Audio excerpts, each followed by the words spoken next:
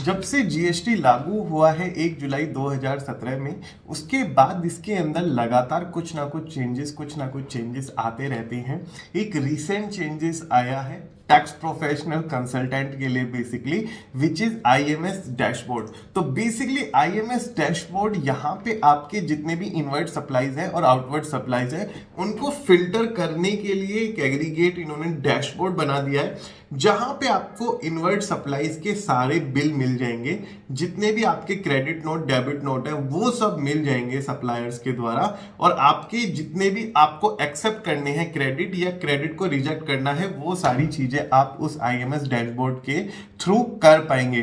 तो ये IMS dashboard क्या है, इसके अंदर हमें क्या चीजें करनी है और क्या चीजें नहीं करनी है। सबसे ज्यादा इंपॉर्टेंट होता है कि क्या चीजें हम नहीं करें जो बचे रहे। रीजन मीन बात बात पे यहाँ नोटिस आ जाते हैं। टैक्स प्रोफेशनल और कंसल्टेंट के लिए बहुत ही ज्यादा दिक्कत भरा हो चुका है। कंप्लाइंस बढ़ते जा रहे हैं डे बाय डे और फीस उतनी की उतनी ही है।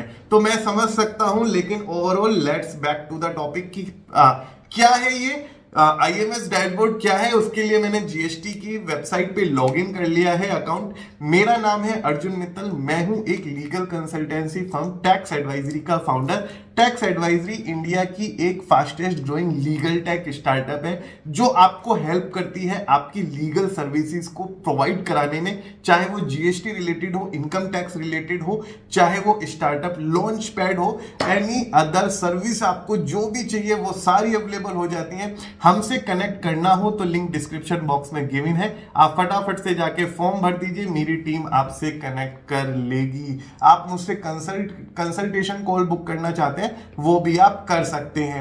मीनवाइल मैं आ चुका हूं जीएसटी पोर्टल पे, मैंने लॉगिन कर लिया है। अगर आप सर्विसेज में रिटर्न सेक्शन में जाओगे तो आपको मिलेगा इनवॉइस मैनेजमेंट सिस्टम। अगर आप मेरा कर्सर देख पा रहे हो तो बेसिकली ये जो इनवॉइस मैनेजमेंट सिस्टम है इसके अंदर इनवर्ट सप्लाई सेक्शन में आपको मिलेगा dashboard to view and act on import and the inward supplies reported by your GSTR 1, 1A, 5 और 6। आउटवर्ड सप्लाईज में आपको मिल जाता है dashboard to view status of the outward supplies reported based on action taken by your recipient. तो ये चीजें आपको मिल जाती हैं आउटवर्ड में, जितने भी क्रेडिट नोट वगैरह होते हैं, और इनवर्ट सप्लाईज में ये सारी चीजें मिल जाती है। आओ इसको सीखते हैं वन बाय वन, ये इनवर्ट सप्लाईज क्या है। तो बेसिकली जब हम जाएंगे तो यहाँ पे एक पॉपअप आएगा, records where no action is taken by the tax payer, it will be considered as deemed accepted for the GSTR two B generation.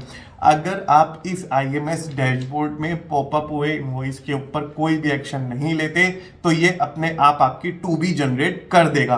तो मैंडेटरी नहीं है इस डैशबोर्ड को छेड़ना, लेकिन बहुत सारी चीजों में मैंडेटरी बना दिया गया है। अभी डिस्कस करते हैं, वीडियो का कोई भी पार्ट स्किप मत करना। नए हो तो चैनल को यार सब्सक्राइब जरूर कर देना इस तरीके की फ्यूचर अपडेट्स पाने के लिए, ठीक है।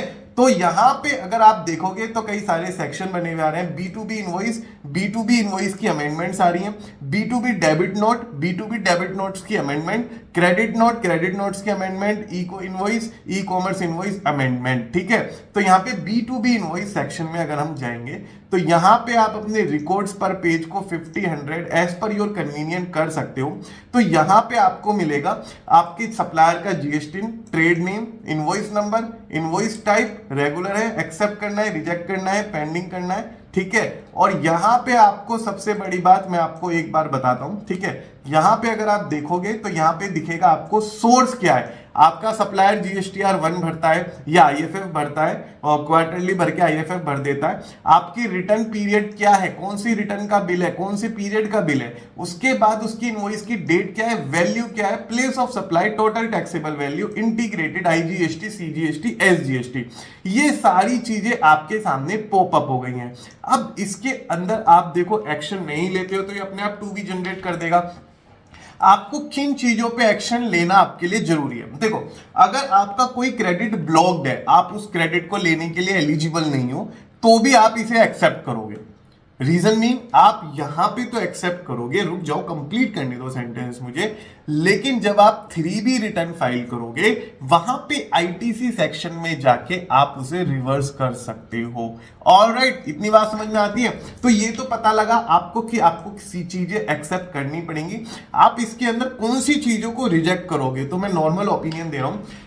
कई सारे इनवॉइस ऐसे होते हैं जो आपसे रिलेटेड ही नहीं होते, ठीक है। किसी सप्लायर ने गलत जीएसटी नंबर पे चढ़ा दिया, वो आप रिजेक्ट कर सकते हो।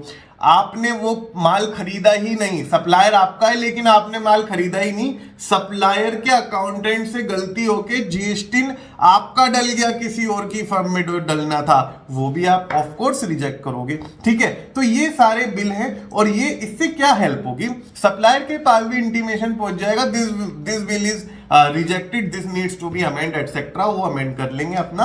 तो इससे चीजें ट्रांसपेरेंसी बढ़ जाएगी, लेकिन सरदर्दी भी ऑफ कोर्स बढ़ेगी।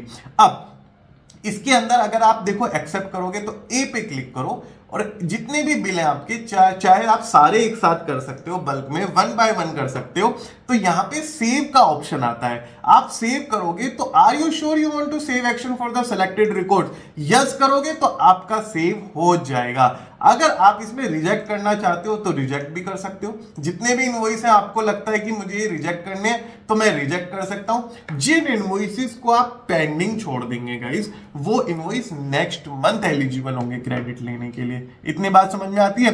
तो इनवॉइस पेंडिंग वही छोड़ना है जो आपके लिए एलिजिबल नहीं है। इसमें सबसे बड़ी बात क्या आती है, आप इसमें देखोगे कि यहां पे एक आएगा फाइल्ड और नोट फाइल्ड का ऑप्शन। देखो फाइल्ड और नोट फाइल्ड का ऑप्शन मैं आपको दिखा देता हूं एक बार। अगर आप यहां पे देखोगे तो आपको दिखेगा कई सारे लोग होते हैं जो जीएसटीआर 1 होती है आपकी, वो क्वार्टरली भरते हैं, मंथली भरते हैं और या आपकी सेव करके रख देते हैं। जैसे ये इनवॉइस आ रहा है नोट फाइल, ऐसा होता है जैसे किसी ने जीएसटीआर 1 भरा तो केवल बिल चढ़ा के रख लिए सारे जितने भी सेल्स के हैं, लेकिन आपने रिटर्न फाइल नहीं करी।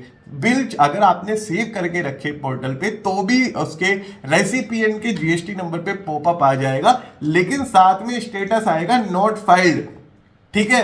तो अभी अगर सप्लायर आपके वेंडर्स ने आपकी परचेज का बिल चढ़ाया ही नहीं है पोर्टल पे, यानी आप एलिजिबल भी नहीं हो, इसे आप छोड़ोगे पेंडिंग में, है ना। रिजेक्ट नहीं करना है, इसको पेंडिंग में छोड़ना है, नेक्स्ट मंथ आप एलिजिबल हो जाओगे। या आप अपने सप्लायर से फोन करके बोलोगे कि भाई ये इनवॉइस आपने सेव करके रख रखा है, इसका टैक्स पे क्यों नहीं करते, हमें क्रेडिट क्यों नहीं मिलेगा।